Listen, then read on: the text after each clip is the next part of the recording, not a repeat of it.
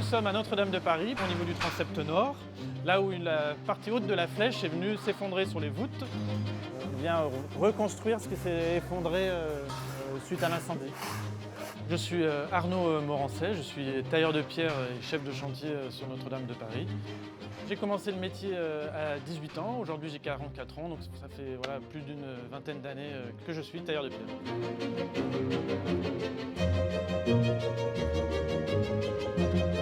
Là, le choix technique qui a été pris, c'est de rebâtir les voûtes à l'aide d'une serse réglable. C'est-à-dire que c'est cette partie qu'on a ici, qui est faite juste avec des planches de bois, pour permettre de poser une ligne de voûtin, mais très rapidement de venir déposer cette serse réglable pour l'utiliser pour les assises qui suivent.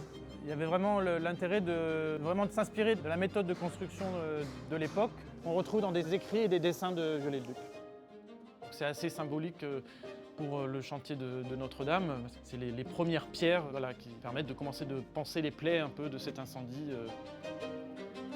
C'est les pierres du bassin parisien. Il y a tout un travail de recherche pour trouver la pierre qui correspond le mieux aux pierres d'origine. Le mortier de pose, il y a eu des recherches de fait pour s'approcher au plus de ce qui a été fait. Les pierres, elles sont débitées en atelier avec des machines qui coupent la pierre aux arêtes très vives et aux faces très lisses. Donc on vient réutiliser nos outils traditionnels, c'est-à-dire des taillants, des polkas avec des parties brettelées sur les ciseaux et on les vieillit avant de les mettre en œuvre. C'est pas un travail qui pourrait s'apparenter à un exercice assez simple, parce qu'il faut vraiment essayer de retrouver l'aspect d'origine. Donc il ne faut pas trop brutaliser la pierre, mais il faut quand même la marquer, qu'il y ait des aspects de taille. On ne puisse pas deviner les parties neuves et les parties anciennes de Notre-Dame. Donc le métier de tailleur de pierre, c'est vraiment la mise en œuvre de la pierre pour l'architecture. Je m'appelle Michel, j'ai 29 ans et je suis tailleur de pierre en apprentissage depuis octobre 2022. C'est une reconversion, c'est quelque chose d'assez récent.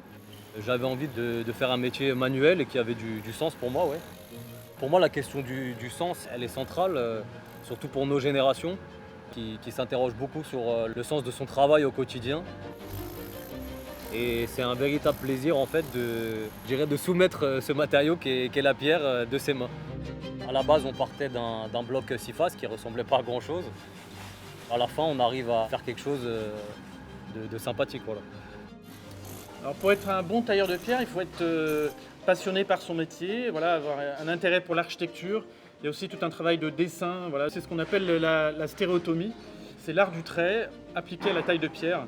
Et c'est un dessin qui se fait en 2 dimensions pour être amené à travailler sur des blocs en 3 dimensions. Dans le cursus d'apprentissage du tailleur de pierre, il y a toute une série de dessins que réalisaient les anciens et qu'on continue aussi à apprendre pour pouvoir perdurer le savoir. Forcément, c'est une opportunité qu'on n'aurait jamais pensé avoir, travailler sur Notre-Dame. Et à mon sens, c'est un des plus beaux monuments de Paris et c'est un véritable honneur de prendre part à la restauration.